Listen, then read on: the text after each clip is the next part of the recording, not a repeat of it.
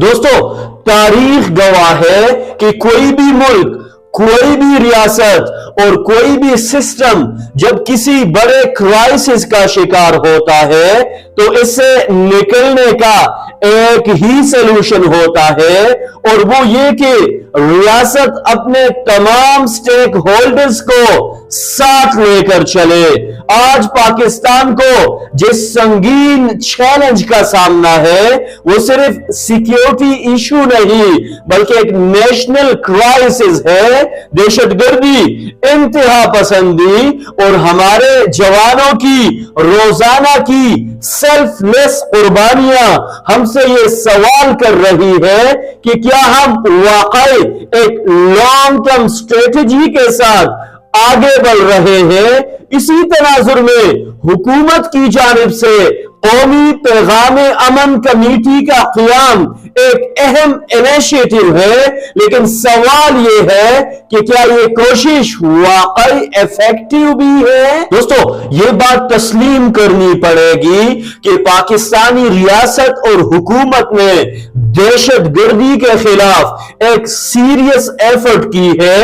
قومی پیغام امن کمیٹی کا بنیادی ایجنڈا یہی ہے کہ دہشت گردی اور انتہا پسندی کو کاؤنٹر کیا جائے، عوام کو ایک واضح نیریٹو دیا جائے کہ مذہب کے نام پر تشدد کچھ بھی نہیں ہے، اس کی اجازت نہیں دی جا سکتی۔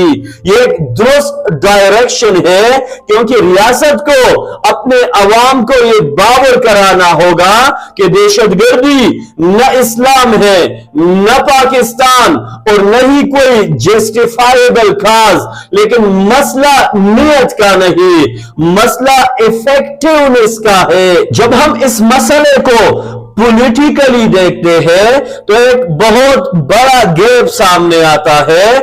ریاست جن سیاسی جماعتوں کے ساتھ کڑی ہے جیسے مسلم لیگ نون، پیپل پارٹی یا دیگر جماعتیں، ان کا انفلوئنس افغانستان میں تقریباً زیرو ہے۔ ریاست خود کہتی ہے کہ دہشت گردی کا لانچ پیڈ افغانستان سے آپریٹ ہو رہا ہے، تو پھر سوال یہ ہے کہ وہاں کس کی بات سنی جاتی ہے؟ حقیقت یہ ہے کہ افغانستان میں رسپیکٹ اور ایکسس جس شخصیت اور جس جماعت کو حاصل ہے وہ ہے عمران خان اور تحریک انصاف، کے پی، قبائلی علاقوں اور یہاں تک کہ موجودہ وزیر اعلیٰ سہیل آفریدی جیسے لوگ وہاں کی گراؤنڈ ریالٹی بہتر سمجھتے ہیں۔ انہیں اگنور کرنا جبکہ وہ بار بار آفر کر رہے ہیں کہ ہمیں شامل کیا جائے، ایک بڑی اسٹریٹجک مسٹیک ہے۔ اب آتے ہیں قومی پیغام امن کمیٹی میں شامل علماء کی طرف۔ یہ علماء یقیناً قابل احترام ہے۔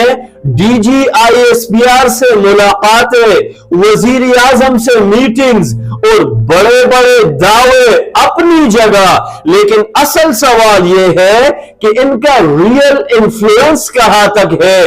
اگر مقصد صرف اپنے لوگوں کو قائل کرنا ہوتا تو یہ اپروچ کافی تھی، لیکن اگر مقصد پرماننٹ سلوشن ہے تو پھر ہمیں ان علماء کی طرف جانا ہوگا جن کی بات افغانستان میں سنی جاتی ہے۔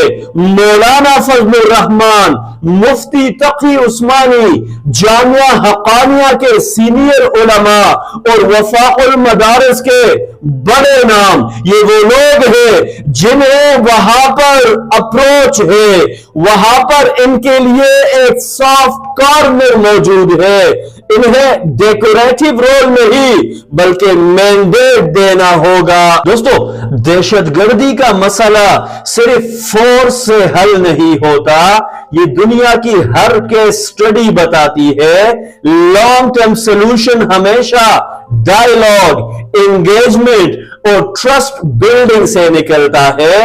عمران خان، مولانا فضل الرحمان اور قبائلی قیادت بار بار کہہ رہی ہے کہ افغانستان کے ساتھ بات چیت کی جائے، وہاں کے لوگوں کو کانفیڈنس میں لیا جائے۔ اگر آپ واقعی سسٹینیبل پیس چاہتے ہیں تو صرف سیکیورٹی نہیں بلکہ پولیٹیکل اور ریلیجس چینلز دونوں کو ایک ساتھ استعمال کرنا ہوگا، ورنہ ہم بار بار شارٹ ٹرم فکسز میں الجھے رہیں گے۔ دہشت گرد پاکستان کا مشترکہ دشمن ہے اور ان کے خلاف جنگ بھی کلیکٹیو ایفرٹ سے ہی جیتی جا سکتی ہے۔ اگر ریاست واقعی سنجیدہ ہے تو اسے انا سے نکل کر سیاسی اختلافات سے اوپر اٹھ کر اور انکلیسو اپروچ اپنانا ہوگی، سب کو ایک نیشنل فریم ورک میں شامل کرنا ہوگا۔